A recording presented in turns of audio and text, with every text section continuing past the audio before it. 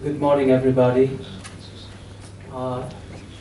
Ladies and gentlemen, I feel honored that you invite us, civil society from Indonesia. I'm not only representing my institution, Transparency International Indonesia, but the civil society organizations, particularly the core team of NGO, part of the core team of Open Government Partnership in Indonesia led by UKAV 4. And we have Karina here.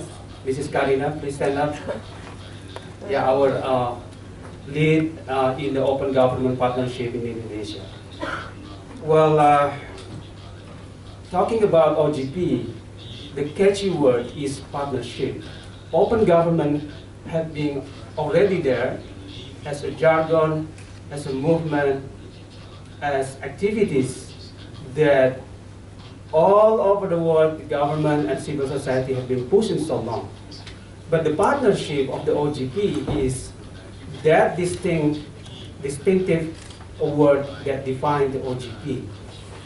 So it's all started in Bali.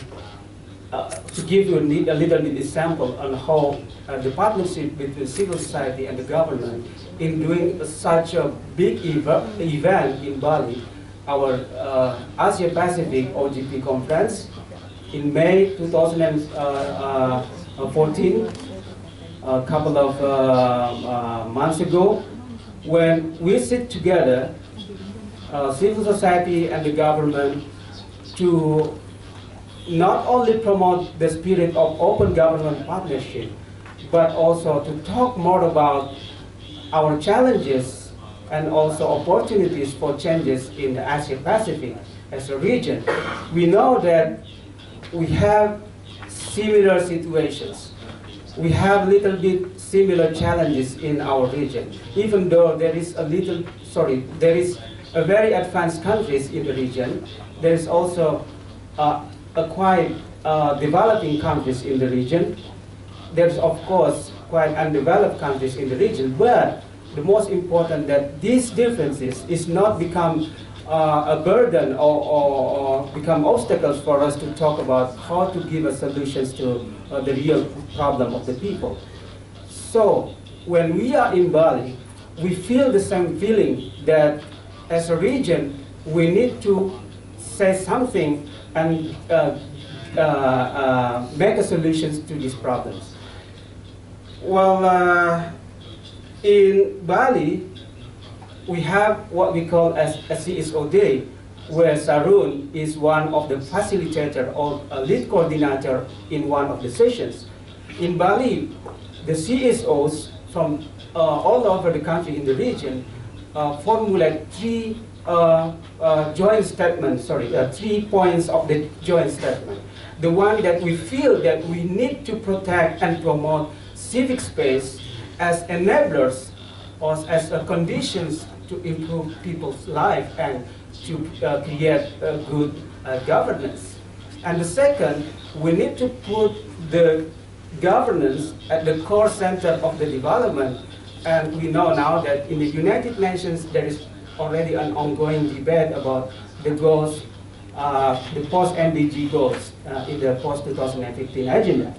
And the last one is to improve the internal mechanism of OGP. We know that this is a good platform for us to improve governance. But in order to improve governance, we have to have some sort of a fixed and a better internal mechanism to improve participation, accountability, and transparency. And what become a blessing for us as a civil society during the event, that the steering committee, who are actually the governance body of the OGP, respond at least two of these demands. The first demand responded by creating a rapid response unit that actually function to facilitate and respond to particular report if there is violations to civic space in particular country, which is show that how the governance body also very responsive to demand of the civil society. And the second, the establishment of what we call as permanent dialogue in OGP. So this is already, we can see as a blessing for us, not only a blessing, but also show how the partnership is going. When we are heard, civil society feel that trust is already there, and not only trust, but there's concrete actions to what we demand.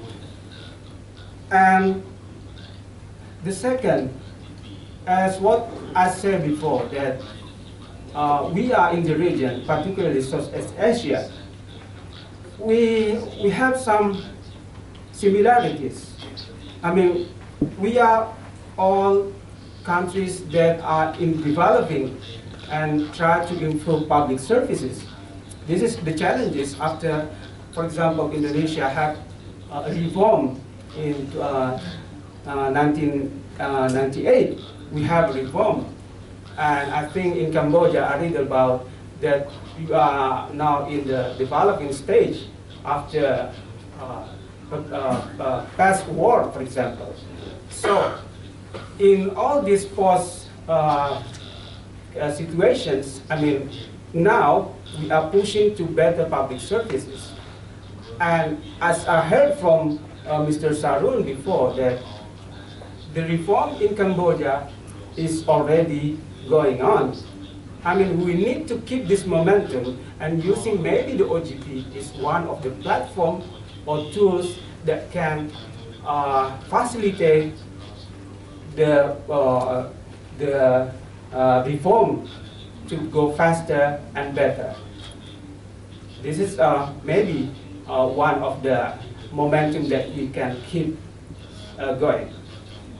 And the last one that I want to highlight, that actually in Indonesia, we've been already, well, I'm from the civil society.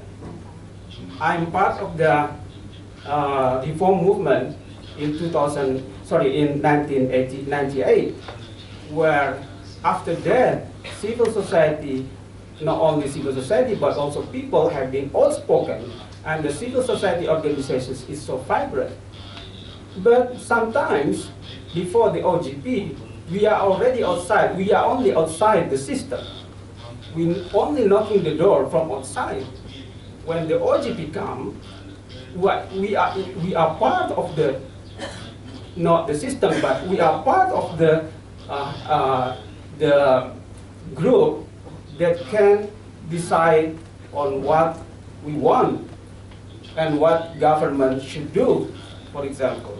So OGP is open up spaces for us, and the incentive for us that we are not only outside and knocking the door, but we are also become part of who decide what is important for the country. Thank you.